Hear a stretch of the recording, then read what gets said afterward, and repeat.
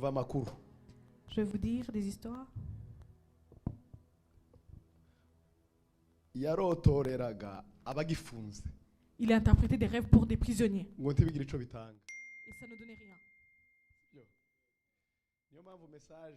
uyu mugabo w'Imana yabonye tugomba kuvuga hano nukubanza kubohora babantu babosha. C'est pour cela que nous devons d'abord délivrer ceux qui sont prisonniers.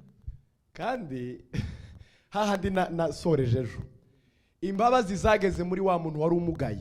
Le pardon est venu sur ce Zihera mu qui était mutwe malade. Ça a commencé par la tête zibohora amaguru. et ça a délivré les pieds.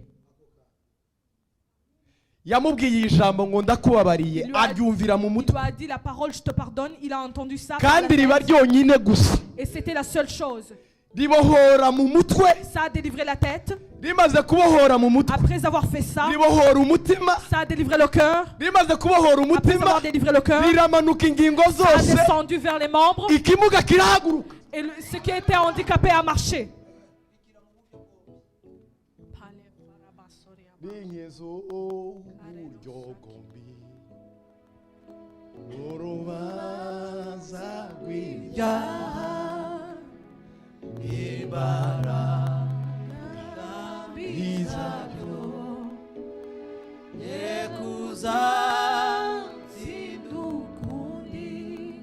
mu yandi magambo kukubwira ngo ndakubabariye De te dire que je te pardonne, ntabwo ari ijambo. c'est pas une parole. Alléluia. Ntabwo ari ijambo ngo ndakubabariye ahubwo muri ryo Mais dans cette parole, harimo ubuzima. il y a une vie. Mureke mbabwire kino kintu. Je vais vous dire une chose. Mifobosheti bamaze ngo kumuzana Lorsqu'on l'a amené, ntabwo bamubwiye ngo amaguru yawe arakize on lui a pas dit ahubwo baramubwiye ngo tes dore pieds sont nkwereke guéris. ikintu gikomeye Ils l'ont dit, je vais naje te montrer une kuguhindurira chose. sitati On va te changer ton statut. naje kugukura muri za mayibobo On va te plier de ça. naje gutunganya imeza y'ibwami kugira ngo uyirireho. Je vais étaler la nijye table. umugaragu w'Imana avuze ngo Je suis sûr. Yosefu baramubwiye ngo kurotorera imbohe birarangiye Qui a, noneho ngwino ngufate ugende ibwami. qui a dit que je vais t'amener dans le Mu yandi royaume. magambo uyu munsi twaje kubabwira ngo reka tubakure hahandi mwari muri. Dans d'autres termes, on va vous dire Alléluia! que vous amener là où vous étiez. Amen. Igihe cyo guhanurira abantu baciriritse cyarangiye. Le temps de prophétiser sur des personnes très faibles, c'est Twaje terminé. gutunganya imeza noneho ngo On est Mifobosheti we venu étaler, dresser la table pour que tu manges. babaye uranyuba urantabara nagutakiye babaye uranyuba warekeraho urantabara. Haleluya! Alléluia. Warangije noneho babantu baravuga bati Et ces hommes ont dit, hari akantu karimo muri mikoro bati uvuze gute. ils ont dit, qu'est-ce que tu dis? Twashakaga kubohora amaguru gusa On voulait juste que tu libères les pieds.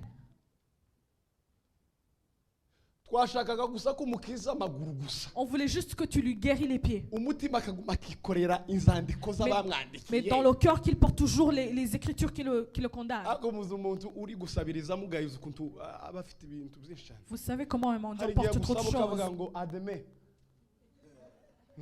niba akeneye igisubizo cyawe ukajya kubwira ati donnez-moi quelque chose ugahita umubwira ngo ademe ubu umukomerekeje gwevu ngo ale travailler quoi cyangwa akakubwira ngo chaque jour wewe uzoza usaba igikomere akakigumana. Hari igihe tugumana inzandiko ngo Il y a naka des fois yarakomerekeje Que nous restons avec ces écritures de condamnation. akaguciyeho kose kakagukomeretsa. Tout ce que tu traverses, ça te blesse. Umukristo wawe akagukomeretsa, Ton chrétien te blesse. papa wawe akagukomeretsa, Ton père te blesse. inshuti yawe ikagukomeretsa. Toutes les personnes te None blessent. satani akakubwira bati icyo ukeneye Mais Satan te dit, ukeneye ko amaguru gusakira tu dois juste être libéré de tes pieds. ariko mu mutima. Mais dans ton cœur, Noneho Yesu akavuga bati rero ndabanza ngukure mu mbohe Jésus dit, je vais d'abord te kuko libérer de là. tushobora kwerekwa mu bikomere. Tu vas pas être visité dans ces blessures. Ariko nibutse Theogene mana we Pastor Theogene yaravuze ngo agahinda La souffrance, ngo kaza kakwemera kakubwira ati tuje muri miroir, ça t'amène dans un miroir. tuje kwimakiya, On va se maquiller. kakubwira ati ndaba ndi hafi yawe, Je serai avec toi. ukimakiya, Tu vas te maquiller. agahinda kakabwira ati ndagutegereje. La souffrance te dit je t'attends. Nuva muri miroir, Lorsque tu vas quitter ton miroir, urasanga ku muryango, tu vas me trouver chez la porte. nimara tujane Et on va partir mu ensemble. modoka nziza, Dans la voiture, ariko agahinduka kagumana la souffrance tu es avec. mu bisubizo wumva ko wageze i Burayi, Dans tes joies, ariko agahinda kakagumana. la souffrance sera avec toi. Niyo mpamvu Yesu yaje ngo Mais c'est pour cela que Jésus ndabanza est venu. ngukure mu mbohe, Il a dit je vais te tirer de là. ndabanza nkubohore, Je vais te délivrer. ndabanza ngukize, Je vais te guérir. ndabanza mbohora Je umutima vais te wawe, délivrer ton cœur. noneho nimara Et après, kujane ku meza. je vais t'étaler une table.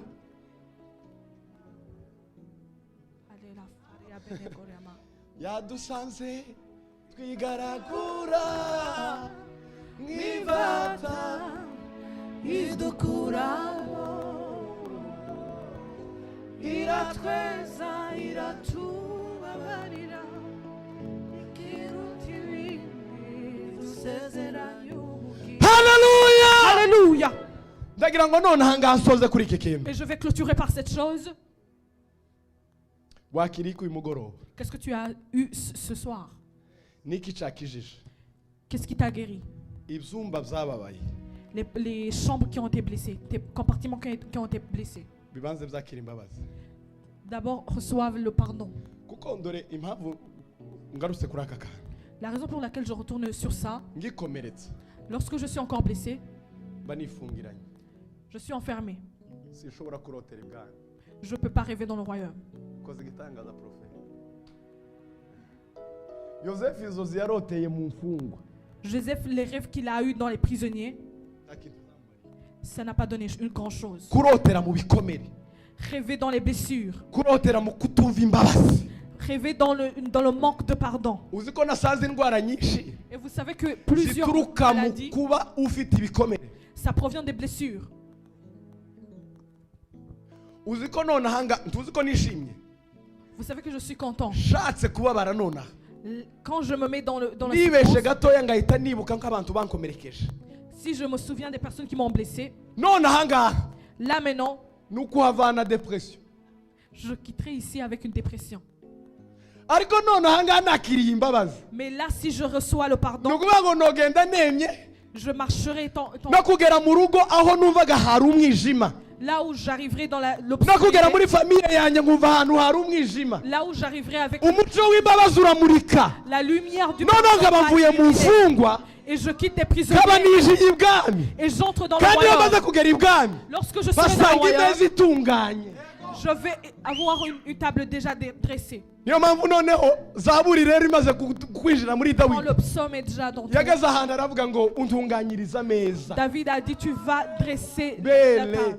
za watesi wangu, e Bwana Yesu nitakutukuza kwa kuwa wewe wana ameza mbele ya watesi Eh, Bwana Yesu, e Bwana Yesu nitakutukuza kwa kuwa wewe wana ameza mbele ya watesi wangu. Haleluya, haleluya, haleluya, haleluya. Wa wundi watekerezaga ko ahwereye C'est lui qui pensait qu'il allait être mourir. niwe wagarutse aravuga ngo C'est lui qui est venu encore dire. ngo andyamisha mu canya, Il lui a dit, il me fait reposer dans de verts pâturages. ngo yuzuza amavuta igikombe cyane. Il lui a dit, il fait sa coupe d'huile. No, ntiyampa igice. Il ne m'a pas donné la moitié. Umva hano, ntiyampa igice Il ne m'a cy'amavuta, pas donné la moitié de l'huile. ngo yuzuza igikombe cyanjye Il a amavuta, fait remplir son coupe. ngo arangije aratunganya. Il a vraiment rempli. Niyo mpamvu rero uyu munsi wa none, nyuma yo kuva aho ngaho mu mbohe, Après avoir quitté la prison, nyuma yo kwakira imbabazi, après avoir reçu le kandi ndore pardon, ikintu kigoye abantu, ce qui est difficile pour imbaraga les gens, z'Imana twizera ko ari iz'iteka ryose, la puissance de Dieu, nous recevons. Nous ariko imbabazi croyons que c'est pour tukazigira l'éternité. ibice. Mais le pardon, nous le faisons à moitié. Niyo mpamvu Dawidi we yavuze ko yahishuriwe imbabazi aravuga ngo n'iz'iteka ryose, David a dit, le Nizo pardon muri de Dieu, la place. miséricorde de Dieu Nizo durera muri jamais. presa. C'est pour le passé, le présent et pour le futur. kuko imbabazi z'Imana Parce que la miséricorde de n'ikirico. Dieu, c'est pour l'éternité. ubundi Imana n'ikirico kandi ikirico n'ikitanga. Dieu est ça et ce qu'il donne est ça. Muranyumvise se? Amen. Ici Imana irico. Ce que Dieu est, c'est ce qu'il donne. Kubera ko ari yiteka ryose. Parce qu'il est l'éternel. Ce qu'il donne, c'est pas temporaire. Tigira umucagati. Il ne donne pas la moitié. Alléluia. Alléluia.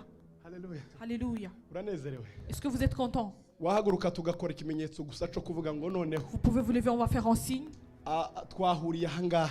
On va dire que nous sommes rencontrés Iminsi ici itatu. 3 jours Mu kwakira ibintu bitatu nyine. pour recevoir 3 choses. Ikintu ca mbere. La première chose, Twavuye mu mbohe. on a quitté la prison. Kandi izo mbohe.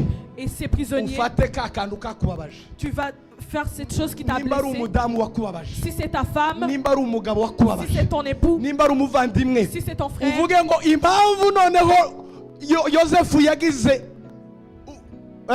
yavuye noneho mu mbohe.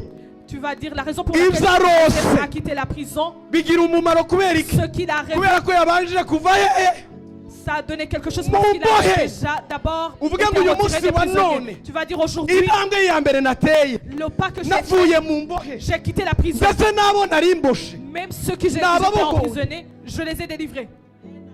Amen.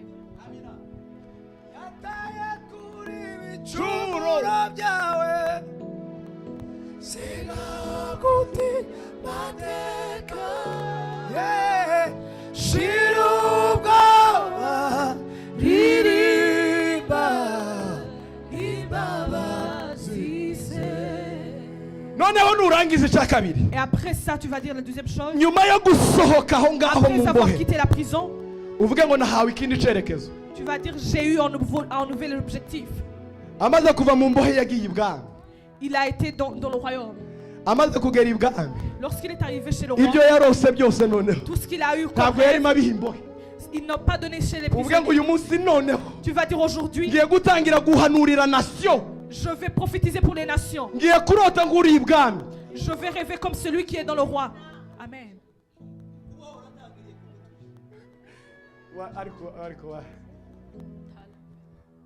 Ngiye gutangirira kandi ibyo noneho ngiye guha umutwe bizoza bimanuka bitangire bitanga ubuzima mu mutima. Ce que je vais dire sur la tête, que ça marche et ça descende sur les autres. Nibimara gutanga ubuzima mu mutima, Si ça donne la vie dans la bitanga dans le ubuzima mu maguru. cœur, que ça donne la vie dans les pieds.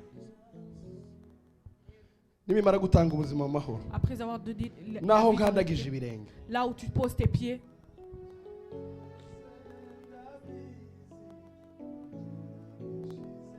wiherezo mugaragu wanjye byose nabizi umurambishize twogendagenda mugaragu wanjye byose byose nabizi umurambishize mugaragu wanjye byose nabizi umurambishize mugaragu wanjye byose nabizi umurambishize mugaragu wanjye byose nabizi umurambishize wiherezo mugaragu wanjye byose nabizi umurambishize wiherezo. haleluya haleluya. Umva dusengane rino sengesho, on va prier dans cette prière. uvuge ngo Mana Tu vas dire Dieu, nakiriye ikiruhuko cyo mu mutwe. je reçois la paix du cœur. Kora mu mutwe wawe, Tu vas toucher ta tête. uvuge ngo nakiriye ikiruhuko cyo mu mutwe. Je reçois le repos de la tête.